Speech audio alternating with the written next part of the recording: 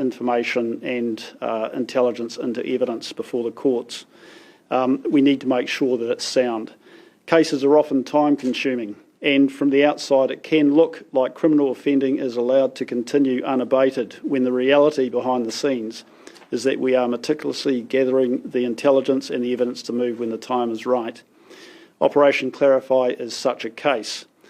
Finally, can I make a plea to you? Illicit tobacco and other associated crime and community harm that comes with it is everyone's problem, and we need to be vigilant and speak up when you see something suspicious. So there are a number of channels that are available.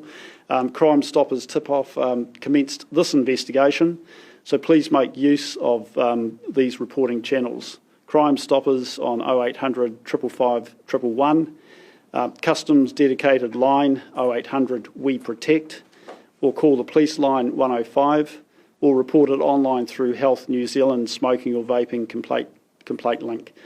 Thank you. We're happy to take your questions. How was this tobacco getting into the country? That is yet to be established, but inquiries are ongoing. From evidence we've obtained in the last 2 days, we're confident that we will close those knowledge gaps. You mentioned before that it might not seem like a lot's being done on the surface, but there's a lot going on behind the scenes.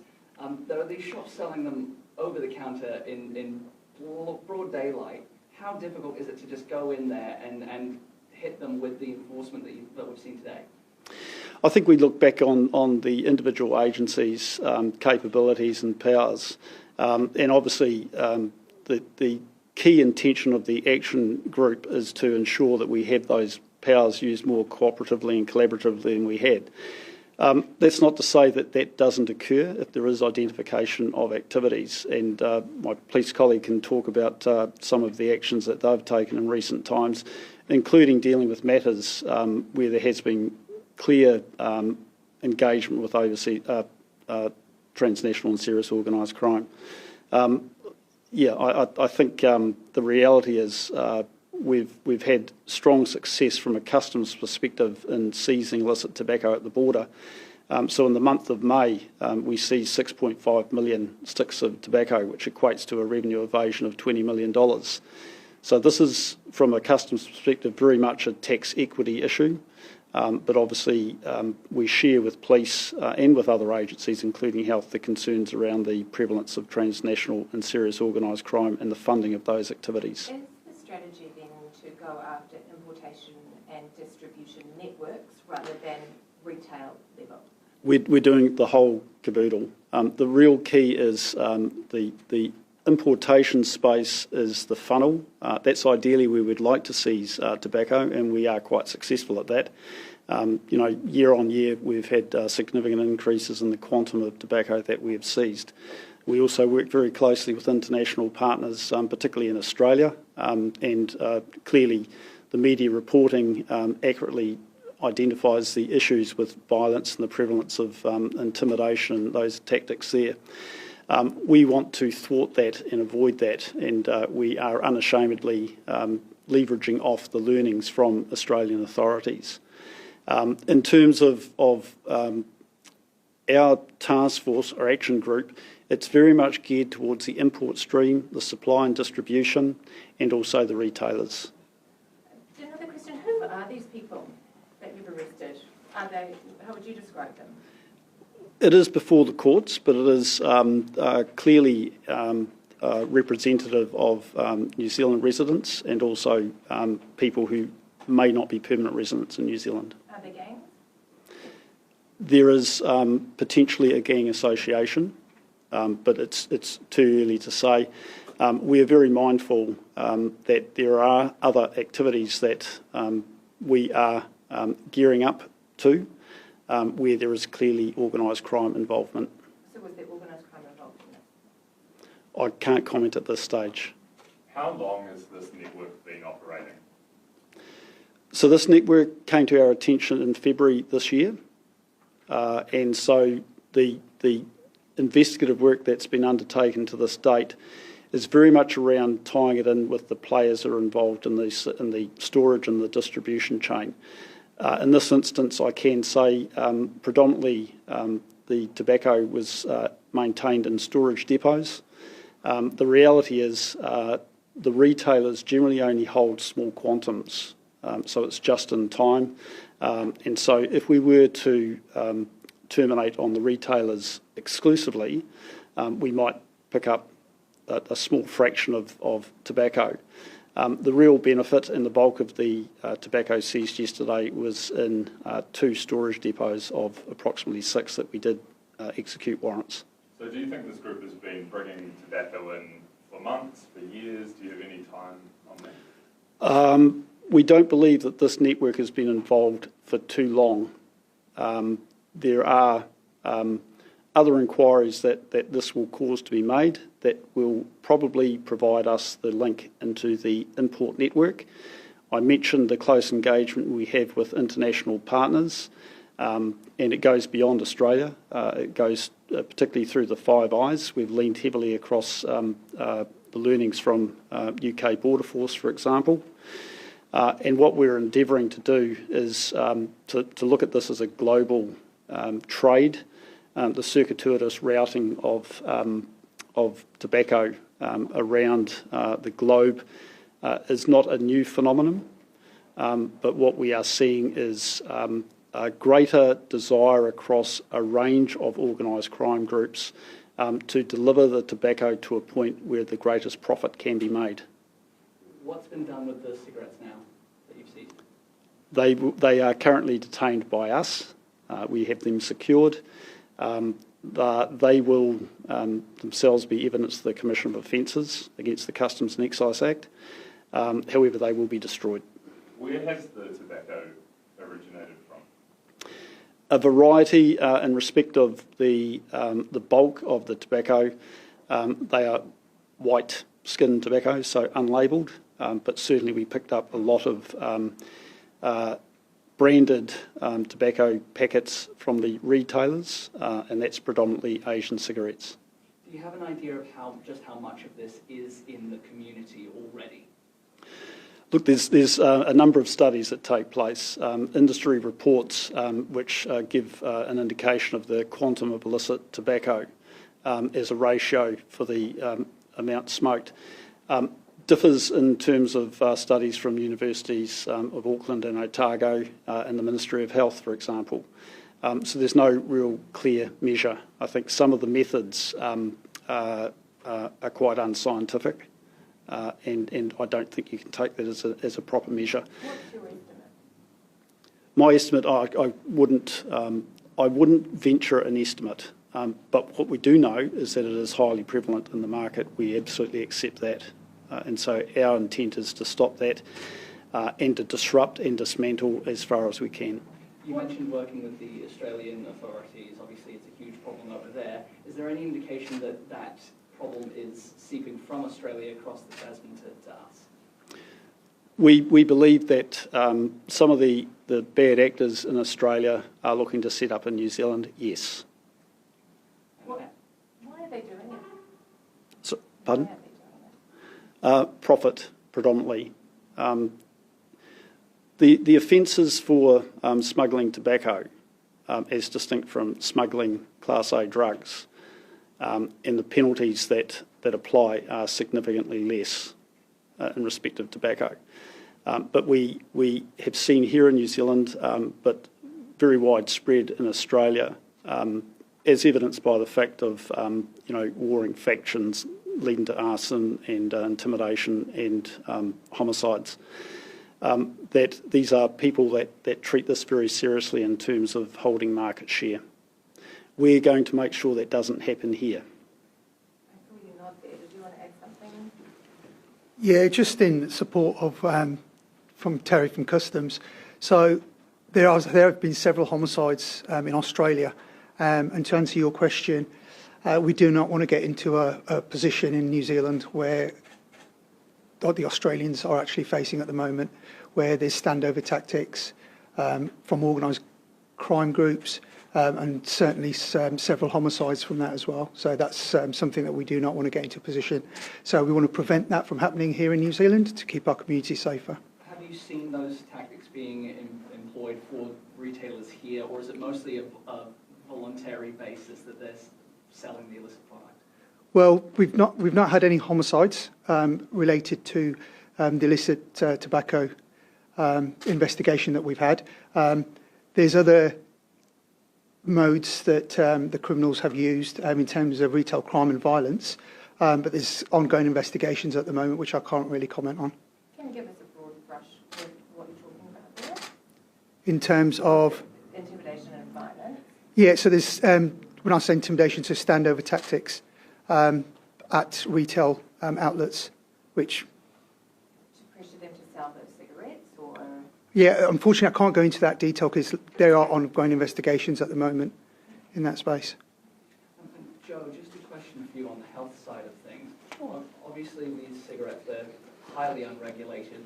They can contain even more harmful materials inside them than regular cigarettes. How big of a concern is it to you that it's now, because of the lack of excise tax, they're cheap, they're being sold out in the open, how concerned are you that it's going to hit the communities that it targets the most, the hardest? I think it is already hitting our communities the hardest. So Healthy New Zealand's focus is really on the harm that tobacco causes to people within our community, and particularly our young people, our rangatahi. And of course, illicit tobacco is unregulated. We don't know what materials are actually are in the products that they're selling, and it's untaxed and it's sold at a much lower price. And that means that really undermines those efforts that everyone is taking to reduce our smoking in this country as well. So we are definitely concerned and are really interested in working alongside the police and alongside customs to help target this where it's going to be the most effective. Is it easy for children and young people to buy illegal tobacco? I would say not easy. But it is possible. Have you seen any health effects or adverse health effects from the kind of tobacco that you're talking about, other than the danger of smoking? We don't, because when you buy illicit tobacco, you don't generally, publicise that or tell people. So we're not aware of any specific harm related to illicit tobacco, but tobacco itself is well known as a poor health indicator. Taking off because of the price of cigarettes, which is a cessation tool or tactic. That may be a question for you, I think. Obviously, and it's been in the media recently with packets displaying prices of $13 for a pack. So clearly they're not excise tax paid. The reality is those excise funds are used to fund the public health system, and so without it there is an issue. It also is a tax equity issue, and so the regulated industry that are paying their taxes have clearly voiced their strong views, and understandably so. Our role is specifically to ensure that the customs duty and excise that's due and payable is paid. That's our primary focus, and where the action group is focused is on the needs of all the agencies. I might add, I mentioned Inland Revenue and Immigration New Zealand, and so Immigration New Zealand, because clearly people who are offenders who are not resident in this country, we will look to extricate them from New Zealand in due course. In terms of Inland Revenue, the black economy, undeclared income, closely related to our interests around tax equity, will also play a big part in making sure there's a demonstrable whole-of-government approach to this. What's your message to retailers who are right now selling this in communities throughout the country? Stop and desist, or we will fine them. What is your message to the public, and what should they do if they suspect illegal tobacco sales, and what signs should they be looking out for? Look, the evident one is the price point. And yes, there will be part of the population that see that as being a desirable thing overriding any concerns that they might have about health and the content issues that have been described previously. The reality is that it is funding organised crime. And if people have that cognizance, then they should be aware that buying that is actually funding organised crime. And we would recommend that they desist and report it to one of those channels that I described earlier. Are you seeing an increase of illegal tobacco, or are you just getting better at finding it? I think our systems, certainly at the border, are very strong and rigid. I mentioned the engagement and international cooperation collaboration we have. Myself and Corey Parnell, the Assistant Commissioner Investigations and Serious Organised Crime for Police, who works with me in the Oversight Committee for this action group. We are members of the Serious Organised Crime Commission in Australia, and that of itself indicates that we work very, very closely in collaboration with not just the Australian Border Force, the Australian Federal Police and State and Territory Police, but all other intelligence community agencies in Australia where we have common issues, and tobacco is one of those. Do you think we need tougher penalties? We do have our border security bill, which will provide increased penalties for tobacco-related offending. This might be one for Joe or yourself, Terry, but the breaches of smoke-free legislation are prosecuted by the Ministry of Health. The maximum fine, I think, is $20,000. A lot of the retailers would say, well, what's that if you're making double that, or selling the illicit product? Does there need to be a bit more of a disincentive from that side of things? I'll lead Jo to answer the question from her perspective. From our perspective, the offences related specifically to illicit tobacco, uncustomed goods, is only $20,000 for an individual, $100,000 for a body corporate. But there is Section 371 of our Act, which relates to defrauding the revenue of customs, which allows for a term of imprisonment. And that's what we will be seeking. Is that what these 5 people have been charged with? Can you just tell us what they've been charged with before we... At this stage, the charges that have been laid are in respect to possession and sale of uncustomed goods. That could be increased. Those charges could be increased. Potentially the defrauding the revenue of customs. And what's the maximum penalty for the first one that you've described? Do you know that? In terms of the defrauding the revenue of customs? The one that they've been charged. The earlier ones, $20,000 for an individual, $100,000 for a body corporate, and both those are in play. On that also, sorry, again, before we move on to Joe, the prison term that you mentioned before, that's a 6 months maximum prison term. Does that need No, to be... it's 7 years for defrauding the revenue of customs. And are you able to give us a breakdown? The 8 retail outlets, are they dairies, are they liquor stores? How should we describe them? Predominantly dairies, but at least one is a pop-up where clearly its only purpose is to sell illicit tobacco. What do you mean a pop-up? Like someone's just it's been created. Obviously, they've leased premises and it's designed to appear as if it's a dairy, but really its primary purpose is to sell illicit tobacco. And where was that? We executed search warrants in Hamilton, Rotorua and Auckland. I'm reluctant to give further detail at that point. Last question, everyone. Joe, would you mind just speaking to the smoke-free prosecution? Absolutely. So Health New Zealand's smoke-free enforcement officers are all designated under the Smoke-Free Environments and Regulated Product Act, not the Customs and Excise Act. So we don't really have responsibility for illicit tobacco, although there are some breaches of the Act that are aligned.